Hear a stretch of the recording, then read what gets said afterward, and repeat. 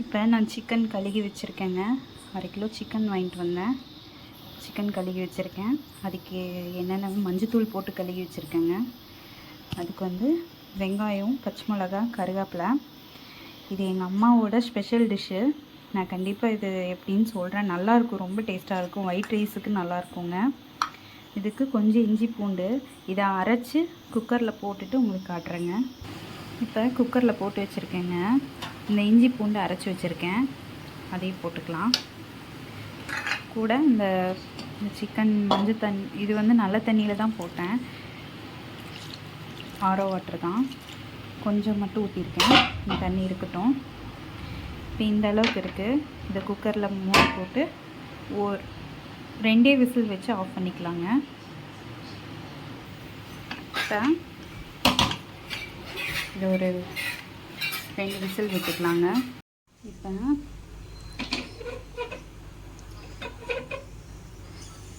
ஒரு பாத்திரம், ஒரு பானை, மண் பானை வச்சுருக்கேங்க. இப்போ இதில் கொஞ்சம் எண்ணெய் ஊற்றிக்கிறேன்.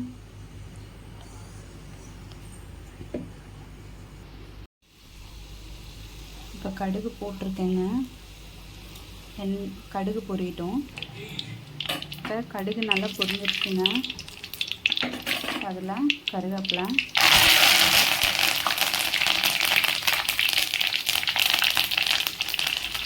அப்புறம் வெட்டி வச்சுருக்கேன் வெங்காயம், பச்சை மிளகா.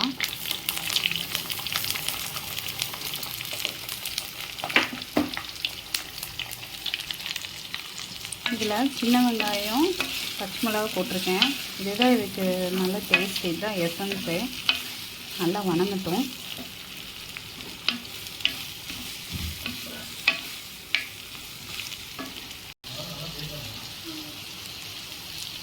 இப்போ வெங்காயம் நல்லா வணங்கிட்டுருக்குங்க.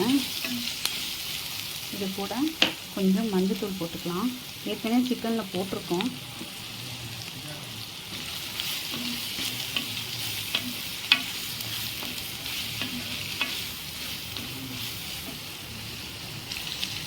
இப்போ உப்பு போட்டுக்கலாங்க. இந்த உப்பு வந்து சிக்கனுக்கும், இப்போ இது கூட வந்து சிக்கன் போட போகிறேன்.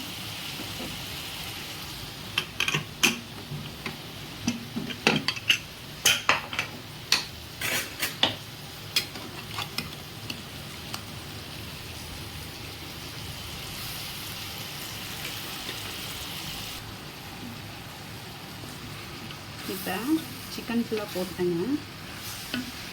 ஃபுல்லாக நல்லா பிரட்டி விட்டு, எப்பயும் சிக்கன் நல்லா வெந்துருச்சு, இன்னும் நல்லா வேகட்டும்.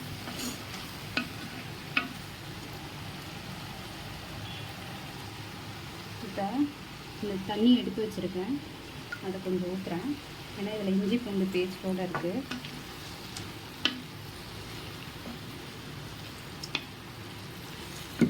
இது நல்லா சுண்டுற வரைக்கும் கொஞ்சம் லைட்டாக உப்பு பத்தலை, போட்டுக்கிறேன்.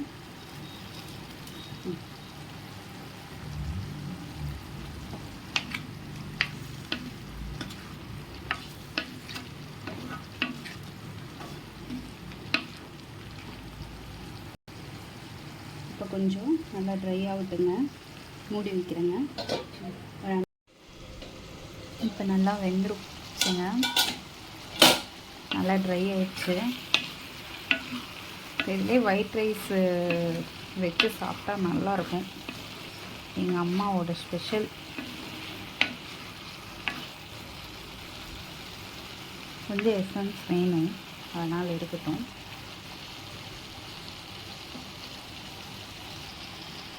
இப்போ அவ்வளோதாங்க. இதை அப்படியே ஒயிட் ரைஸில் வச்சு சாப்பிட வேண்டியதுதான். அடுப்பு ஆஃப் பண்ணிக்கிறேன்.